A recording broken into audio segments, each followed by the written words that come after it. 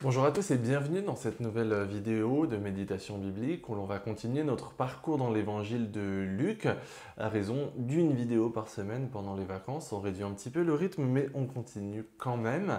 Donc on va arriver aujourd'hui à Luc 14 versets 25 à 34 que je vous invite à lire ensemble.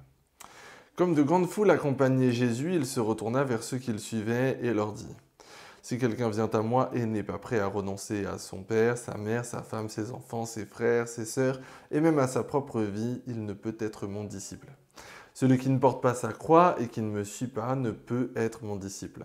En effet, si l'un de vous veut bâtir une tour, est-ce qu'il ne prend pas d'abord le temps de s'asseoir pour calculer ce qu'elle lui coûtera et de vérifier s'il a les moyens de mener son entreprise à bonne fin? Sans quoi, il n'arrive pas à terminer sa construction après avoir posé les fondations. Et il risque d'être la risée de tous les témoins de son échec. Regardez, diront-ils, en voilà un qui a commencé à construire et qui n'a pas pu terminer. Ou bien supposez qu'un roi soit sur le point de partir en guerre contre un autre. Ne prendra-t-il pas le temps de s'asseoir pour examiner s'il peut, avec 10 000 hommes, affronter celui qui est sur le point de marcher contre lui avec 20 000? S'il se rend compte qu'il en est incapable, il lui enverra une délégation pendant que l'ennemi est encore loin pour négocier la paix avec lui.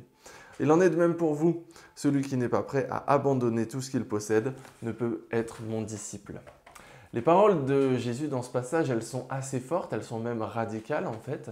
Jésus est en train de dire, pour venir à lui, il faut être prêt à renoncer à sa famille et même jusqu'à sa propre vie.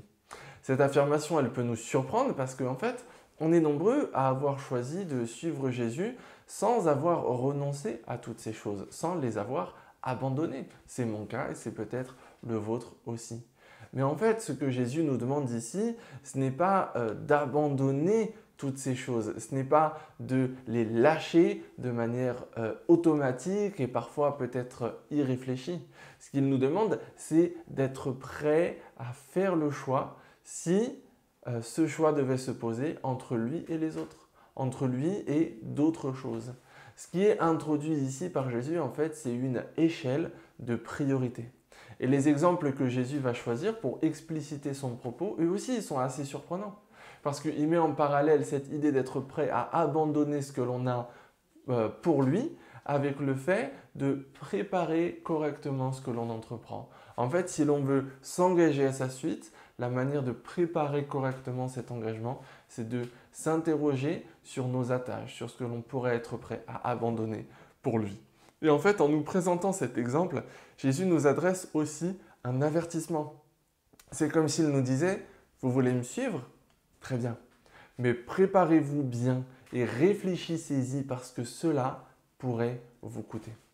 Alors, ce que Jésus ne dit pas, mais que je vais quand même dire moi-même parce que on peut le trouver dans d'autres passages de la Bible et c'est aussi un message biblique, c'est que quel que soit le coût que cela va nous coûter de venir à Jésus, quelles que soient les difficultés, quel que soit le prix que l'on pourrait éventuellement avoir à payer parce que c'est difficile, parce que les circonstances de nos vies ne sont peut-être pas toutes concordantes pour ce choix que l'on va faire, eh bien le choix de venir à Jésus, le choix de s'engager à le suivre, c'est toujours le meilleur choix que l'on peut faire.